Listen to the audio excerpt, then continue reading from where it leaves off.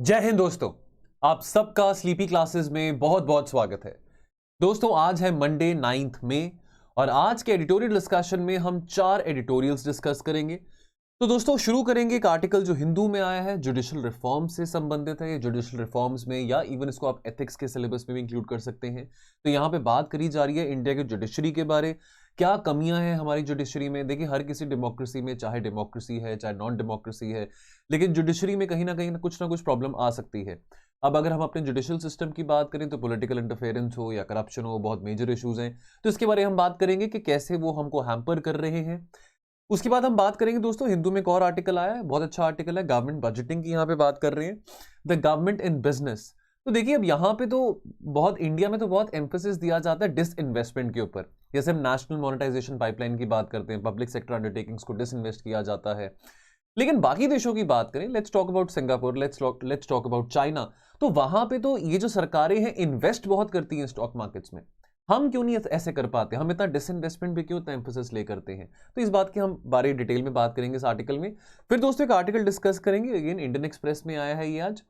ये बात करता है इंक्लूसिव ग्रोथ के बारे, यानी कि वेलफेयर दैट चेंज्ड लाइव्स। तो अभी रिसेंटली जो वर्ल्ड बैंक की रिपोर्ट आई थी जिसने ये कहा था कि 2011 के मुकाबले 2022 में पिछले 10 साल में जो पावर्टी है, एक्सट्रीम पावर्टी है, वो हाफ हो चुकी है। कि कहाँ 2011 में वो 21-22% थी, आज कहाँ वो 10-11% के आसपास आ चुकी है। तो इसके बारे में बात करेंगे कैसे हुआ ये जो एक्सट्रीम पावर्टी एलिवेशन प्रोग्राम्स हैं, जो एक्सट्रीम पावर्टी कम हुई है, ये रियलिटी है भी कि नहीं, इसके बारे में बात करेंगे। और दोस्तों अंत में, क्योंकि आज मंडे है, तो मंडे को अशोक गुलाटी का आर्टिकल इंडियन एक्सप्रेस में आता है, जो कि नोटेड एग्रीकल्चर इकोनॉमिस्ट हैं। तो यहाँ पे इंडियन एग्रीकल्चर का आर्टिकल जो कि GS3 से संबंधित है, द सीरियल बॉन्डर, ये भी हम डिस्कस करेंगे। चलिए सो दोस्तों शुरू करते हैं आज की चर्चा, India's judiciary and the slackening cog of trust. Now एक एरिस्टोटल ने कहा था, एरिस्टोटल की कहावत है कि it is in justice that the ordering of the society is centred. देखिए किसी सोसाइटी में, चाहे वो डेमोक्रेसी है चाहे वो नॉन डेमोक्रेसी है, अगर वहां पे न्याय नहीं है, देखिए कानून होना बहुत जरूरी है, ठीक है, नहीं तो जंगल राज होगा। अब हम जानवर तो नहीं है कि जानवरों की तरह रहें। अब देखिए कानून है, संविधान है, अब वो कानून को इन्फोर्स करना भी जुडिशियल अथॉरिटीज का कर्तव्य बनता है। लेकिन अगर जुडिशियल अथॉरिटीज अपने इस कर्तव्य को ना निभाएं तो क्या स्थिति होगी, तो क्या हाल होगा। लेकिन उसके बावजूद, चलो ये तो अरिस्टोटल की कहावत थी, लेकिन उसके बावजूद आगे ये कहते हैं कि देखिए बहुत सारी कंट्रीज हैं जहां पे बहुत हाईली करप्ट जुडिशरीज हैं, बहुत highly corrupt judicial practices follow की जाती हैं, and obviously India is no exception for that. कारण क्या है? दो मेन कारण है। अगर हम बात करें करप्शन के जुडिशरी में, तो एक तो है पॉलिटिकल इंटरफेरेंस।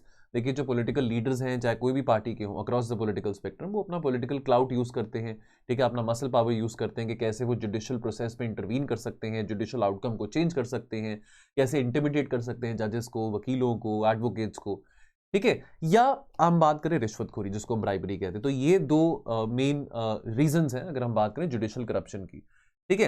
देखिए बहुत सारे एक्यूमुलेशन मिलता है एविडेंस का, जहां पे अगर हम करप्ट प्रैक्टिसेस की बात करें तो यहाँ पे प्रूव भी किया जा सकता है कि बहुत सारी पॉलिटिकल पार्टीज हैं, ऐसे MPs हैं, MLAs हैं जो कि करप्शन करते हैं, जजेस को, एडवोकेट्स को इंटिमिडेट करते हैं, थ्रेटन करते हैं। लेकिन उसके बावजूद भी जजेस, खास करके हम लोअर जुडिशरी की बात करें, सेशंस कोर्ट की बात करें, उसके बावजूद भी जो प्रेशर है वो जजेस के ऊपर होता है कि उनको अपने पॉलिटिकल मास्टर्स की सुननी पड़ती है। तो वैसे तो हम बात करते हैं ना कि independence of the 3 organs of, अगर हम लेजिस्लेटिव, जुडिशरी, एग्जीक्यूटिव की बात करते हैं, सेपरेशन ऑफ पावर्स की बात करते हैं, लेकिन उसके बाद भी देखने को मिलता है कि पॉलिटिकल इंटरफेरेंस बहुत ज्यादा देखने को मिलती है जुडिशियल प्रोसेसेस में। Now erosion of the trust, देखिए जो कोर्ट ऑफिशियल्स हैं वो बहुत सारी ब्राइब्स लेते हैं, बहुत सारी फ्री सर्विसेज के लिए। लॉयर्स के अगर आप लॉयर्स के पास चले जाइए तो आज के टाइम पे लॉयर्स के पास भी एथिक्स नहीं होता।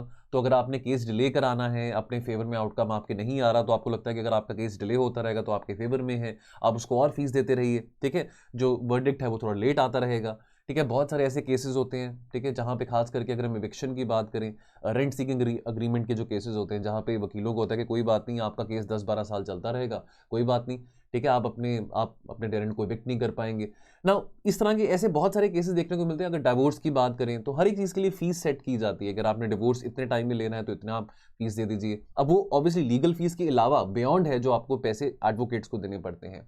तो एथिक्स की बात तो एडवोकेट्स, हालांकि चलो एडवोकेट्स हैं वो अपना एक बिजनेस ही है अगर वो फॉलो कर रहे हैं अपना, अगर उनका जुडिशियल जो भी प्रोफेशन है, लेकिन उसके बावजूद भी बहुत सारी उनको फीस देनी पड़ती है लीगल फीस के अलावा भी, ठीक है। Now our focus here is on the functioning of an erosion of the trust in the lower judiciary comprising higher courts and district and session courts.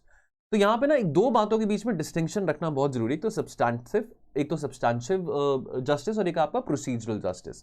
देखिए सब्सटैंटिव जस्टिस की अगर हम बात करें ना, अब यहाँ पे बात आती है, फॉर एग्जांपल अगर आपका राइट टू फॉलो रिलीजन की बात आती है, ठीक है, तो क्या are you free, do you have the right to propagate the religion, do you have the right, do you have the conscious to follow the religion you want to, जो भी आपका धर्म हो, ठीक है, क्या आपको आपके कॉन्स्टिट्यूशनल राइट्स को फॉलो करने के लिए कोई अड़चन आ रही है, कोई ऑब्स्टिकल आ रही है। तो जो सब्सटैंटिव जस्टिस है ना, ये आपके कॉन्स्टिट्यूशनल वैल्यूज के ऊपर बेस्ड है, ठीक है, कॉन्स्टिट्यूशनल मॉरल्स के ऊपर बेस्ड है। जो प्रोसीजरल जस्टिस है that is associated with fair and impartial decision procedures. तो यहाँ पे बात आती है जो टाइम डिले होता है, ठीक है, केसेस को आउटकम्स आने में, वर्डिक्ट आने में 15 साल 20 साल लग जाते हैं। तो जो प्रोसीजरल डिलेज आते हैं जुडिशरी के बैक साइड से।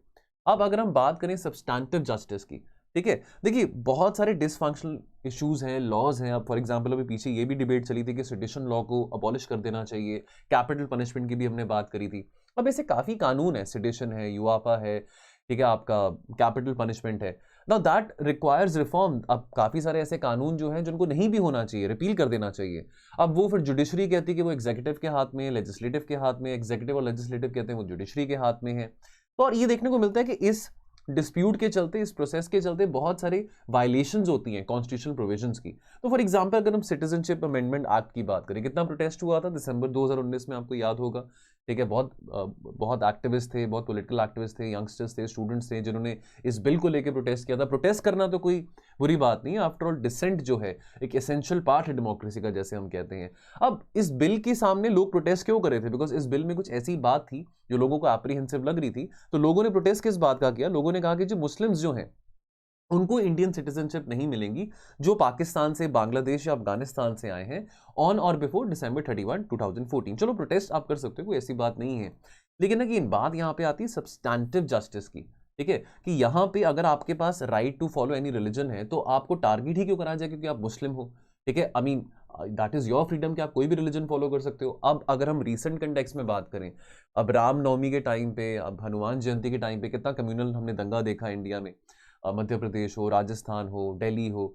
अब उसके चलते वो बुलडोजर पॉलिटिक्स की भी हमने बात करी थी कि बुलडोजर फिर से वापस आ चुका है ना। अब उसके चलते अब बहुत सारी जो म्यूनसिपल अथॉरिटीज़ हैं, मध्य प्रदेश की बात करें, दिल्ली की बात करें, तो वो कह रही थी कि जी ये जो बुलडोजर, ये जो इंक्रोचमेंट ड्राइव चल रहा है, ये तो इस करके चल रहा है बिकॉज कुछ लोगों ने इलीगली यहाँ पे जो लैंड है वो इंक्रोच किया हुआ है, वहाँ पे शॉप्स बनाई हुई हैं। लेकिन हमने ये भी देखा कि बुलडोजर पॉलिटिक्स के चलते किन की दुकानें और किन का घर बुलडोज किया जा रहा था, खास करके जो एक सर्टन कम्युनिटी का किया जा रहा था। तो यहाँ पे इस आर्टिकल में यही बात करी जा रही है कि भाई फिर जस्टिस कहाँ मिला?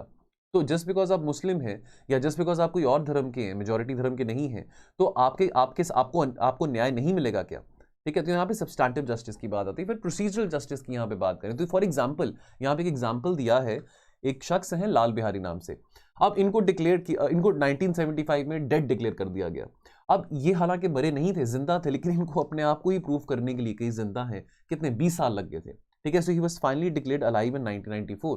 तो यहाँ पे अगर हमारी कानून की व्यवस्था ऐसी है कि अपने आपको ये प्रूव करने के लिए 20 साल लग जाए कि आप जिंदा हैं, कि आप मरे हैं, तो ये आपके फेलियर्स आते हैं प्रोसीजरल जस्टिस के। तो ये दोनों बातें, सब्सटैंटिव एंड प्रोसीजरल जस्टिस को एड्रेस करना बहुत जरूरी है। अब ब्राइब फॉर जस्टिस की बात करें, रिश्वतखोरी की बात करें, यानी कि रिश्वत दिए बिना, पैसे दिए बिना कोई काम नहीं होता, न्याय भी नहीं मिलता आपको, ठीक है ना। अब यहाँ पे एक रिपोर्ट आई है एशियन ह्यूमन राइट्स कमीशन की बात करें तो ये अप्रैल 2013 की बात है। अच्छा, इस आर्टिकल में ये भी बात देखी गई थी, चलो पॉलिटिकल डिस्पेंसेशन कोई भी हो, तो पहले अगर यूपीए थी, आज के टाइम पे एनडीए है, लेकिन रिश्वतखोरी की बात करें, करप्शन की बात करें, जुडिशियल इंटरवेंशंस की बात करें, पॉलिटिकल इंटरफेरेंस की बात करें जुडिशियल प्रोसेसेस में, वो तभी भी थी और आज भी है। अब ये एशियन ह्यूमन राइट्स कमीशन ये कहती थी इस रिपोर्ट के हिसाब से कि every ₹2 in official court fees, at least 1000 rupees is spent in bribes, in रिश्वतखोरी, in bringing a petition to the court। उसके बाद अकॉर्डिंग टू ट्रांसपेरेंसी इंटरनेशनल, तो देखिए अगर आप जुडिशियल रिफॉर्म्स की बात हो रही है तो ये GS2 का टॉपिक बनता है, या एथिक्स में भी अगर आप इस थीम से रिलेटेड कोई आप आंसर लिख रहे हैं तो ये जो रिपोर्ट्स हैं, है ना, ये जो फाइंडिंग्स हैं, आप ये वहाँ पे डायरेक्टली कोट कर सकते हैं। आपको थोड़ा, आप जो आंसर है वो थोड़ा डिफरेंट लगेगा, है ना, वहाँ पे हमको मार्क्स लेने हैं, मार्क्स मैक्सिमाइज करने हैं, तो ये आप इन चीज़ों को कोट वहाँ पे जरूर करिएगा। तो ट्रांसपेरेंसी इंटरनेशनल कहती है कि 45% of people who had come in contact with judiciary between the period of July 2009 and July 2010, now they had to pay a bribe to the judiciary, न्याय के लिए, जस्टिस पाने के लिए। उसके बाद फ्रीडम हाउस रिपोर्ट की बात करें, freedom in the World 2016 report for India. देखिए पॉलिटिकल डिस्पेंसेशन कोई भी हो, यूपी हो या एनडीए हो, उनका ये कहना होता है कि ये जो रिपोर्ट्स हैं, जो बड़ी बड़ी जो एनजीओज हैं, ग्लोबल ऑर्गेनाइजेशन हैं, जो रिपोर्ट निकालती हैं, ये इंडिया की छवि को टार्निश करने के लिए, इंडिया की इमेज को टार्निश करने के लिए है। लेकिन चलो ये फाइंडिंग अगर सामने आ रही है तो कोई ना कोई बात तो होगी, चाहे जो मर्जी सरकार पे हो, कोई मर्जी प्राइम मिनिस्टर हो, ठीक है। फ्रीडम हाउस का जो Freedom in the World 2016 report for India, वो इसने ये कहा था that the lower levels of judiciary in particular they have been rife with corruption, ठीक है। नाउ उसके अलावा अगर हम केस पेंडेंसी की बात करें, देखिए अब यहां पे कुछ आंकड़े आए हैं। So national judicial data grid के हिसाब से एज ऑन अप्रैल 12, 2017 लगभग 2.5 crore, close to 2.5 crore, 2.5 crore cases जो है वो इंडिया के डिस्ट्रिक्ट कोर्ट्स में पेंडिंग है। अब देखिए कोरोना के बाद तो ये जो फिगर है वो और बढ़ गया था, है ना, बिकॉज कोरोना के टाइम पे तो हियरिंग्स भी नहीं हो रही थी, सब कुछ ऑनलाइन ही चल रहा था। अगर हम सेशन कोर्ट्स की बात करें, डिस्ट्रिक्ट कोर्ट्स की बात करें, हाई कोर्ट्स में भी, ठीक है। अब इसमें से ये जो 2.5 करोड़ का आंकड़ा है, लगभग 10%, ठीक है, लगभग 10%, यानी कि लगभग 23 लाख के आसपास, they have been pending for over 10 years. और अगर हाई कोर्ट्स की बात करें तो अगर वैकेंसीज की यहां पे बात करते हैं, 458 of the 1079 post representing 42% of the sanction strength, now they were vacant as of June 2016, ठीक है। तो देखिए ये बहुत गंभीर समस्याएं हैं। पेंडेंसी ऑफ केस की बात करें, सैंक्शन स्ट्रेंथ की बात करें, वैकेंसीज की बात करें, तो कहीं ना कहीं ये जुडिशियल फेलियर तो है ही है। लेकिन यहाँ पे इस आर्टिकल में जो कॉलमनिस्ट हैं वो ये भी कह रहे हैं कि this is abject failure of governance as well. So the ball lies in the court of not only the judiciary but also the executive as well. चलिए तो दोस्तों आगे बढ़ने से पहले तो एक छोटी सी इंफॉर्मेशन आपको देना चाहते हैं। तो दोस्तों अगर आप चाहें तो आप अपना इंडिविजुअल बंडल ऑफ कोर्सेज भी क्रिएट कर सकते हैं। सो दोस्तों geography, history, polity, economy, IR, social issues, environment, internal security, ethics, science and tech, तो ये सब्जेक्ट्स हैं जो कि हमारी यूपीएससी की तैयारी में हमको काम आते हैं। तो अब मान लीजिए कि आपको लगता है जी मेरे चलो ज्योग्राफी मेरी स्ट्रांग है, हिस्ट्री मेरी स्ट्रांग है, लेकिन मेरी शायद साइंस एंड टेक थोड़ी वीक है, या जो भी आपको आपका सब्जेक्ट वीक लगता है, आपको शायद हो सकता है ज्योग्राफी वीक लगती हो, हिस्ट्री वीक लगती हो, पॉलिटी वीक लगती हो, मे बी आपको एथिक्स के बारे में समझ ना आ रहा हो कि एथिक्स के लिए कहाँ से पढ़ें, कौन सा कंटेंट पढ़ें। तो दोस्तों आपको घबराने की बात नहीं है। तो अगर आपने फुल कोर्स नहीं लेना है ना, फुल का फुल कोर्स नहीं लेना, किसी पर्टिकुलर सब्जेक्ट का कोर्स लेना है, या अगर आपने 2 सब्जेक्ट्स का कोर्स लेना है, तो आप ले सकते हैं, अपना बंडल खुद बना सकते हैं। इसके हाईलाइट्स के रहेंगे, हर एक सब्जेक्ट के लिए आपको कंटेंट लेक्चर मिलेगा, कंटेंट यानी कि वीडियो प्रोवाइडेड होगा उस पर्टिकुलर टॉपिक के लिए, साथ में पीडीएफ भी रहेगा। और ये जो लेक्चर्स होंगे, जो आपको पीडीएफ मिलेगा, वो आपके प्रीलिम्स और मेंस दोनों के पर्सपेक्टिव से मिलेगा। साथ में आपको डेली क्विजेस देखने को मिलेंगे यहाँ पे। और सबसे इंपॉर्टेंट बात है कि आपको मंथली करंट अफेयर्स अपग्रेडेशन भी यहाँ पे मिलेगा। तो चाहे वो हिस्ट्री क्यों ना हो, चाहे वो ज्योग्राफी क्यों ना हो, चाहे वो इकोनॉमिक्स है, चाहे वो एथिक्स है, चाहे वो इंटरनल सिक्योरिटी है, सोशल इश्यूज हैं, इन सब के आधार पर जो भी आपको आपके करंट अफेयर्स रहेंगे इन सब टॉपिक्स के ओरिएंटेड, वो भी आपको देखने को यहाँ पे मिलेंगे। तो आप देख लेना, आप कॉल कर सकते हैं असिस्टेंस लेने के लिए और आप इन कोर्सेज को एनरोल कर सकते हैं। चलिए सो अगला article, the government in business. देखिए यहां पे बात करी जा रही है इन्वेस्ट एंड अर्न। तो यहां पे देखिए दोस्तों बड़ा एक इंटरेस्टिंग एग्जांपल सिंगापुर की सरकार का लिया गया है। और एक आपको और बात मैं बताना चाहता हूं कि सिंगापुर की अगर हम बात करें तो अगर अमंग्स द टॉप 5 कंट्रीज जो कि इंडिया में इन्वेस्ट करते हैं, चाहे वो एफआईआई हो, चाहे वो एफडीआई हो, सिंगापुर से बहुत सारी इन्वेस्टमेंट देखने को मिलती है इंडिया में। तो यहां पर बात करी जा रही है government of Singapore investment corporation, GIC की हम बात करेंगे। Now that invest internationally in equities, ठीक है। देखिए अब अगर हम जीआईसी की बात करें, now this owned shares worth round about 1.09 lakh crore at the end of March 2022 in only India. सिर्फ इंडिया में 1 लाख करोड़ की इन्वेस्टमेंट सिंगापुर की इस एजेंसी ने करी है, government of Singapore investment corporation. Around the world अगर जीआईसी की इन्वेस्टमेंट्स की बात करें, that is around 55 lakh crore. GIC की बात करें, ये 8वां लार्जेस्ट वेल्थ मैनेजमेंट फंड है दुनिया का। और another arm of the Singapore government, the Temasek Holdings, now that has investments worth rupees 22 lakh crore. और अगर हम अपनी बात करें तो हमारा जो बजट एक्सपेंडिचर है वो कितना है, 40 लाख करोड़ से भी कम का है। तो देखिए यहाँ पे अगर सिंगापुर है या चाइना है, वो कितनी इन्वेस्टमेंट्स कर रहे हैं और इन्वेस्टमेंट करके उनको कितना डिविडेंड भी मिल रहा है। हम क्या कर रहे हैं, what is the Indian story, हम क्या कर रहे हैं, हम डिसइन्वेस्टमेंट कर रहे हैं, हम इन्वेस्टमेंट नहीं कर रहे हैं। देखिए जो टोटल मार्केट वैल्यू है इंडियन गवर्नमेंट होल्डिंग्स की, जो पब्लिक सेक्टर अंडरटेकिंग है, वो कितनी है, is only around about 13 lakh crore. आप पीछे आंकड़े देखिए, सिंगापुर की जो कंपनीज हैं उनकी होल्डिंग्स देखिए मार्केट में 55 लाख करोड़, और हमारी जो total market value of the Indian PSUs है सिर्फ 13 lakh crore. Now this is far less than what China और इवन सिंगापुर। अगर हमारी ओवरसीज होल्डिंग की बात करें, ठीक है, तो चाहे वो नवरत्न कंपनी है, मिनी रत्न कंपनी है, that is almost negligible, almost zero. China की बात करें तो चाइना में एक कंपनी है the China national petroleum corporation, उसके असेट्स कितने हैं ग्लोबली? Over $600 billion. तो इतने तो देखिए हमारे फॉरेक्स रिजर्व्स ही होते हैं, $600 billion. Now, perhaps the Chinese government wants to use the economic clout of the PSUs। तो हम अपने PSUs का economic clout क्यों नहीं यूज कर रहे हैं? अब देखिए हम अपने PSUs को डिसइन्वेस्ट कर रहे हैं, लेकिन चाइना में, सिंगापुर में उनके जो PSUs हैं वो तो उनके सेट हैं, वो तो उनके स्ट्रेंथ हैं। अब हमारे यहाँ पे टैलेंट की कमी नहीं है, इतने सारे बच्चे हर साल कॉम्पिटिटिव एग्जाम दे के इतने बड़ी बड़ी PSUs में जाते हैं, ठीक है। टैलेंट की हमारे यहाँ पे कमी नहीं है, कितने सारे स्टार्टअप्स हमने देखे हैं पिछले 2 सालों में, ठीक है, कितने सारी यूनिकॉर्न कंपनीज देखी हैं। तो ऐसा क्या है कि हमारी PSUs इतनी इनएफिशिएंट है? हम अपने PSUs को डिसइन्वेस्ट क्यों कर रहे हैं? अपने PSUs में रिफॉर्म्स क्यों नहीं लेके आ रहे हैं? अब ये जो आइडियोलॉजी है कि भाई सरकार का कोई काम नहीं है व्यापार में होने का, कि let the business be in the business, government has no business to be in the business. अब ये आइडियोलॉजी तो ठीक है, लेकिन अब इस आइडियोलॉजी के आधार पे आप कितना डिसइन्वेस्टमेंट को जस्टिफाई करते रहोगे? ठीक है, जो कि लॉस मेकिंग यूनिट है उसको तो डिसइन्वेस्ट करो, लेकिन जो प्रॉफिट मेकिंग PSU है उसको डिसइन्वेस्ट करने की क्या जरूरत है? ठीक है, तो ये तो वही बात हुई कि आपने उसी मुर्गी को मार दिया जो कि सोने का अंडा देती है। Now learning lessons from Singapore and China. अगर हम चाइना से और सिंगापुर की सरकारों से कुछ लर्न कर सकें तो बहुत बड़ी बात होगी, तो हम गवर्नमेंट इन्वेस्टमेंट्स को भी बढ़ावा दे सकते हैं। हम वेस्टर्न आइडियोलॉजी फॉलो करते हैं अबाउट गवर्नमेंट ओन्ड कंपनीज के, चलो PSU है यानी कि सरकार का, टैक्स पेयर का इतना पैसा जा रहा है सरकारी कंपनीज में, उसको डिसइन्वेस्ट कर दो। लेकिन वेस्टर्न आइडियोलॉजी की बात करें तो ये देखिए अमेरिका, UK बातें तो बहुत बड़ी बड़ी करते हैं, लेकिन what the West preaches is for others, but what it does is completely different from what it preaches. The fact of the matter is कि दुनिया की जो सबसे ज्यादा top most asset holding PSUs हैं वो कौन से देशों में से? US के, इजराइल के, यूरोपियन यूनियन कंट्रीज के, कोई एक नहीं है, इंडिया की। India has allowed the baggage of inefficient PSUs to cloud it thinking. ठीक है, तो देखिए जो स्मॉलर और लॉस मेकिंग जो PSUs हैं, चलो उनको तो डिसइन्वेस्ट कर देना चाहिए, लेकिन जो प्रॉफिटेबल वंस हैं उनको डिसइन्वेस्ट नहीं बट उनको रिफॉर्म करना चाहिए। ठीक है, टैलेंट यूटिलाइजेशन की बात आती है यहाँ पे। उसके बाद लेसन्स फॉर लर्निंग की बात करें, देखिए ओनरशिप जो है, चलो अगर हम इन्वेस्ट भी कर रहे हैं, चलो डिसइन्वेस्टमेंट की बात चल रही है कि हम डिसइन्वेस्टमेंट कर देते हैं, हमने चलो किसी और को वो कंपनी की होल्डिंग दे दी, ठीक है। चलो अगर आज सरकार के पास 51% होल्डिंग थी तो आज सरकार ने वो कंप्लीटली डिसइन्वेस्ट कर दिया, या सरकार ने 51% अपने पास रखी, 49% किसी और को दे दिया। लेकिन अगर हम इन्वेस्ट कर रहे हैं, ठीक है, इन्वेस्ट करने से ज्यादा हमारे पास फंड्स आएंगे एज कंपेयर टू डिसइन्वेस्टमेंट। और सबसे अच्छी बात क्या है कि जो ओनरशिप है वो सरकार के पास ही रहेगी।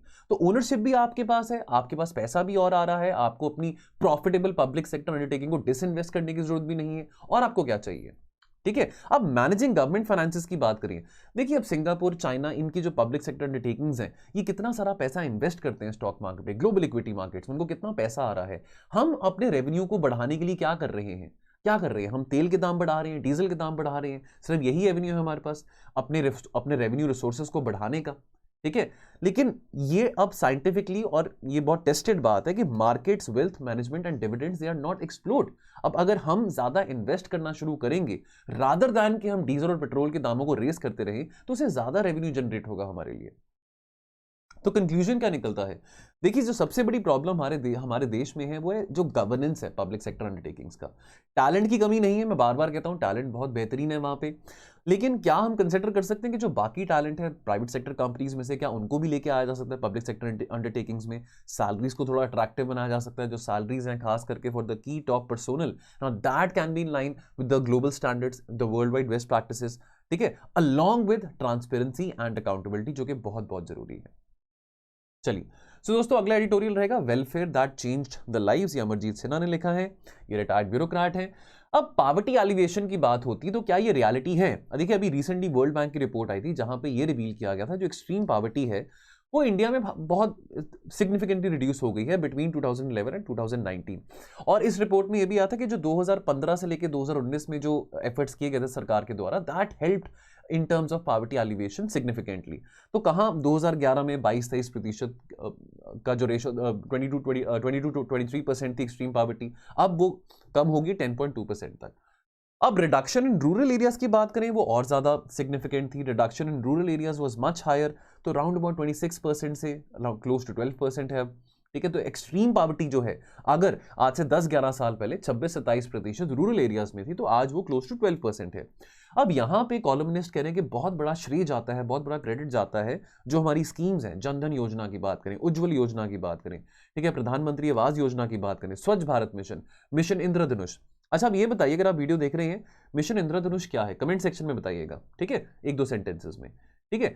Now much of this success can also be credit to all the government department, जो सरकारी डिपार्टमेंट है जिनके बदौलत ये स्कीम्स जो हैं इफेक्टिवली इंप्लीमेंट हो पाई हैं। नाउ अब सबसे बड़ी बात है आइडेंटिफिकेशन, बेनिफिशियरीज की आइडेंटिफिकेशन, टारगेटिंग करना। अब उसके लिए, अब देखिए, अगर हमको यही नहीं पता होगा कि बेनिफिशियरीज कौन है, किनको बेनिफिट्स मिलने चाहिए, कौन सी ऐसी जाति है जिन तक एफर्मेटिव एक्शन पहुंचना चाहिए, तो ऐसे तो हम काम नहीं कर पाएंगे।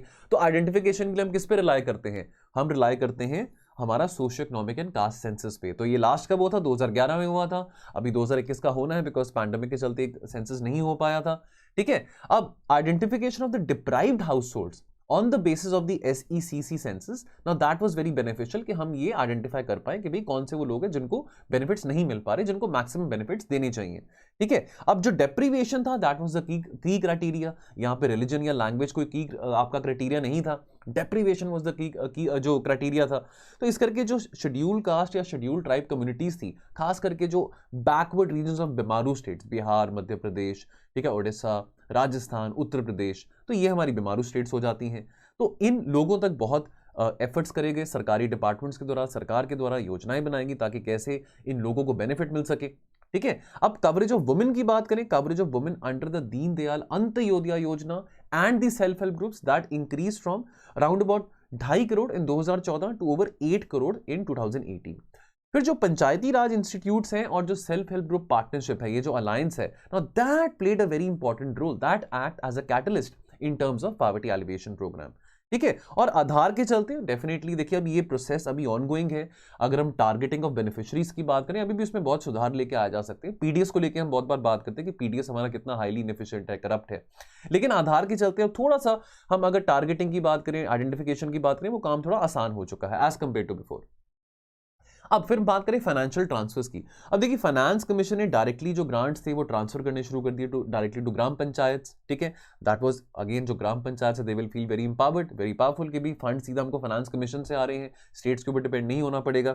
अब अगर फाइनेंस कमीशन ये जो फंड्स है अगर सीधा ग्राम पंचायत को दे रहा है, तो इससे क्या होगा? अब इन फंड्स को यूज करके बेसिक इंफ्रास्ट्रक्चर बना, सड़कें बनी, ठीक है। सड़कें जैसे आप जानते हैं प्रधानमंत्री ग्राम सड़क योजना, सड़कें बनेंगी, घर बनेंगे, इससे एम्प्लॉयमेंट क्रिएशन भी होगा, लोगों को रोजगार भी मिलेगा, ठीक है, कंस्ट्रक्शन वर्कर्स को रोजगार मिलेगा, ठीक है। तो अब इससे बेटर फैसिलिटीज रूरल एरियाज में आ पाएंगी, हॉस्पिटल बनेंगे, स्कूल बनेंगे, ठीक है। ये अभी ऑनगोइंग स्टोरी है, हम ये नहीं कह सकते कि बिल्कुल हम पॉवर्टी एलिवेशन बिल्कुल हम 100% अचीव कर चुके हैं, दैट 0% पॉवर्टी रहेगी, वो है, लेकिन लेट्स अंडरस्टैंड कि जो एफर्ट्स इतने सालों में करे गए हैं, है ना।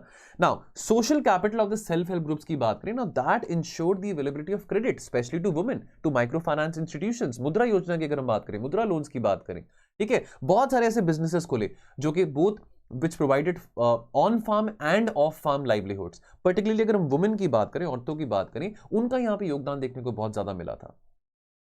Now implementation of other schemes की बात करें, now in the 2 phases of the Gram Swaraj Abhiyan in 2018 benefits जैसे कि गैस और इलेक्ट्रिसिटी कनेक्शंस की बात करें, LED बल्ब्स हो, एक्सीडेंट इंश्योरेंस हो, लाइफ इंश्योरेंस हो, तो ये लगभग कितने सारे गांव तक पहुंचाएगी ये जो फैसिलिटीज थी, ये जो सर्विसेज थी, है ना।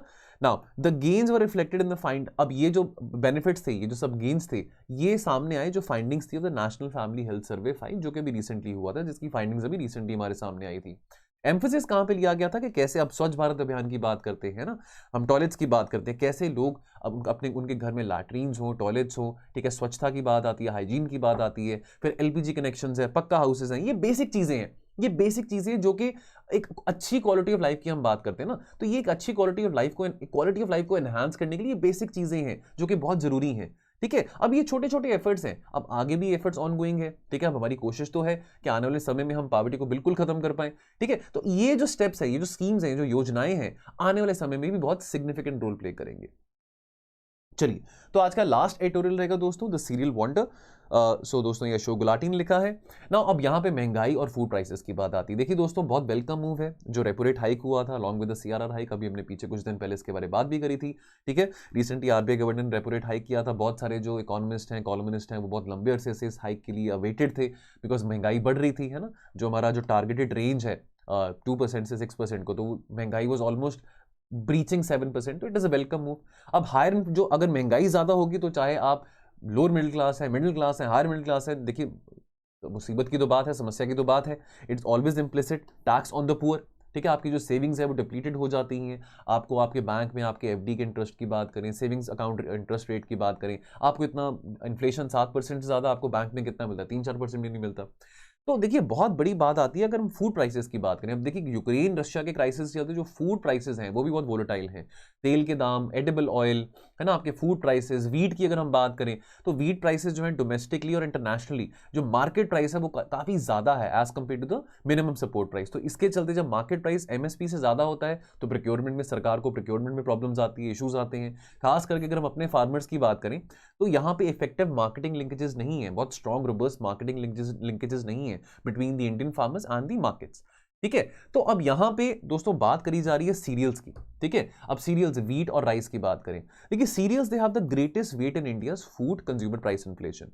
तो पहली बारी ये हिस्ट्री में रहा है, हिस्ट्री ऑफ इंडियन एग्रीकल्चर में रहा है, जो सीरियल एक्सपोर्ट्स हैं they have crossed a record high of 31 million metric tons. देखिए अभी हमने बात कुछ दिन पहले भी करी थी कि रशिया यूक्रेन के क्राइसिस के चलते बहुत सारी ऐसे देश हैं, ईस्ट अफ्रीकन कंट्रीज है, वेस्ट एशियन कंट्रीज हैं, जो कि यूक्रेन और रशिया के ऊपर डिपेंडेंट थे अपने वीट इंपोर्ट्स के लिए। अब वहां से वीट नहीं आ पा रहा, तो हमारे यहाँ पे तो देखिए वीट प्रोडक्शन बहुत ज़्यादा होता है, वीट और राइस बहुत ज़्यादा क्वांटिटी में प्रोड्यूस किया जाता है। तो ये मौका था हमारे पास कि कैसे हम अपनी और नई मार्केट्स बना सकते हैं। इजिप्ट को हमने कितना सारा वीट एक्सपोर्ट किया, तो ये बहुत अच्छी बात है हमारे लिए कि हमने इस क्राइसिस में भी एक अपॉर्चुनिटी ढूंढी और हमको नई मार्केट्स मिली। अब सबसे अच्छी बात क्या है, अमंग द सीरियल्स जो वीट एक्सपोर्ट्स है they witnessed an unprecedented growth of more than 273%।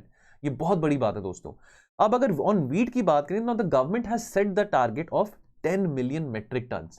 लेकिन जो मिनिस्ट्री ऑफ कॉमर्स की बात करें, पीयूष गोयल जी की बात करें, उन्होंने ये भी बोला है कि ये जो टारगेट अभी हमने 10 MMT का रखा है, हो सकता है 15 MMT भी ब्रीच कर जाए, तो बहुत अच्छी बात है। लेकिन there is a massive drop in procurement amidst the ongoing season, the Rabi harvest season, because of higher market rates compared to the MSP।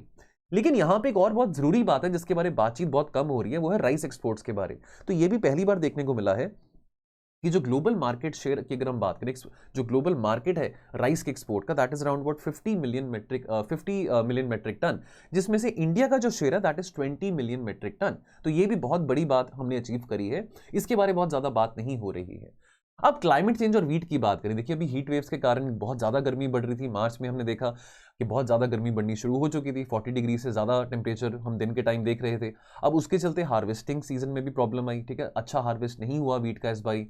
अब आईपीसीसी की रिपोर्ट क्या कहती है, that every 1 degree Celsius rise in temperature जो wheat yields हैं they are likely to suffer by 5 million metric ton. तो बहुत जरूरी है कि हम इन्वेस्टमेंट्स को, एग्रीकल्चर R&D में इन्वेस्टमेंट्स बढ़ाएं और जो हीट रेजिस्टेंट वैरायटीज हैं और वीट को उसको एक्सप्लोर करें और हम क्लाइमेट रेजिलिएंट एग्रीकल्चर के टुवर्ड्स मूव करें। लेकिन हम क्या कर रहे हैं, हम तो इतना फ्री में राशन बांटे जा रहे हैं। अभी भी प्रधानमंत्री गरीब कल्याण योजना चल रही है, ठीक है। हम क्या अब देखिए, अब हमने 10% एक्सट्रीम पॉवर्टी की बात करी ना अभी कुछ 2 आर्टिकल्स पहले, लेकिन अब यहां पे हम फ्री राशन बांट रहे हैं, फ्री फूड बांट रहे हैं 80 करोड़ लोगों को।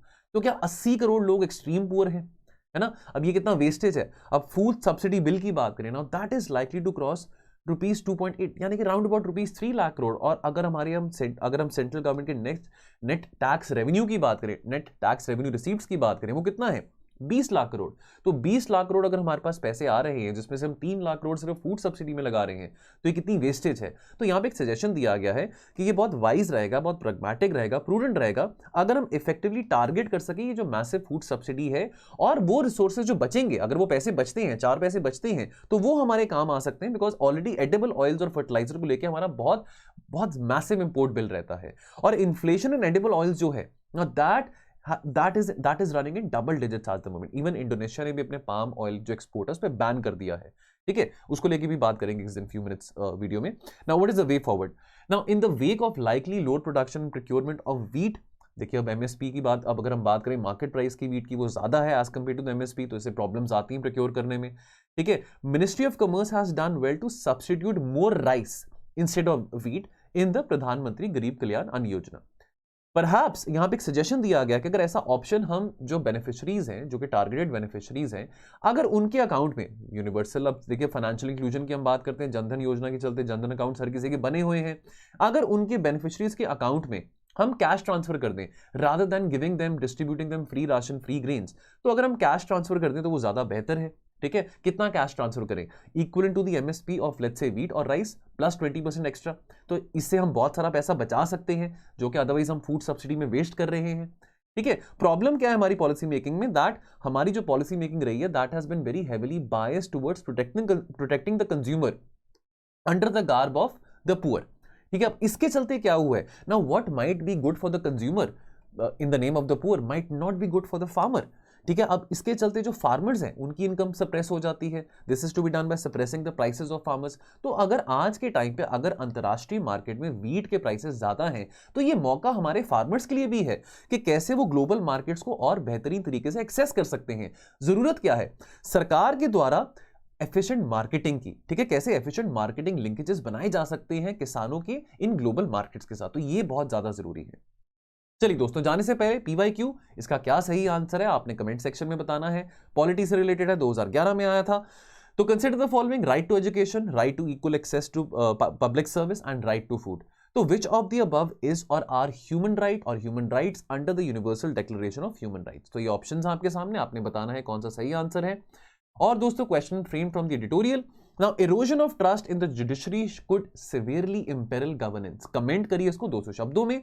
और the success of startups in India shows that there is abundant managerial talent, yet we have not been able to harness this talent for making our public sector undertakings more profitable. Comment करिए इसको भी आप 200 शब्दों में। चलिए सो दोस्तों, आज के एनालिसिस में इतना ही। मिलेंगे कल और चर्चा के साथ। तो आप अपना ध्यान रखिए और पढ़ते रहिए। Thank you so much. जय हिंद।